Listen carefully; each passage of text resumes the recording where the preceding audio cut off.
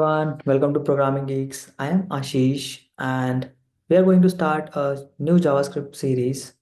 No matter whether you are a completely beginner to programming or you are a student who is looking to polish his skills, you are in the right place because I am going to take you through the all fundamentals of JavaScript.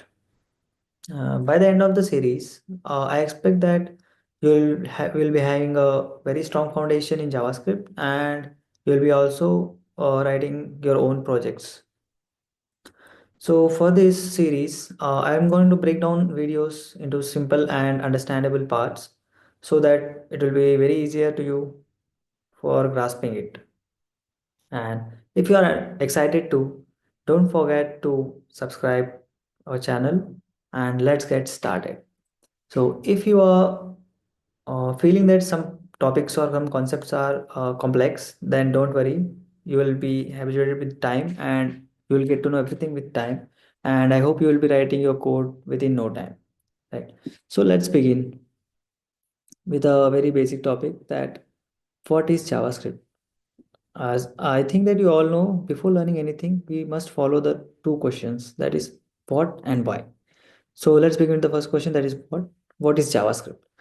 So JavaScript is a high-level interpreted programming language which is used to create dynamic dynamic contents in the website, and it is also used for many mm, applications like front-end, backends, and full stack, mobile applications, desktop applications as well. It is the very uh, I think it is a very important language when it comes to the web development part. Right.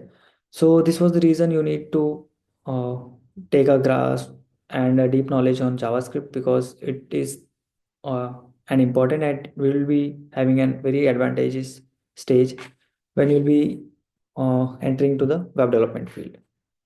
So this was for the today's video, and in the next session, I'm going to discuss about the environment setup and so that you can run your JavaScript code, and we'll be discussing about some variables too. So let's meet in the next session. Till then, keep practicing.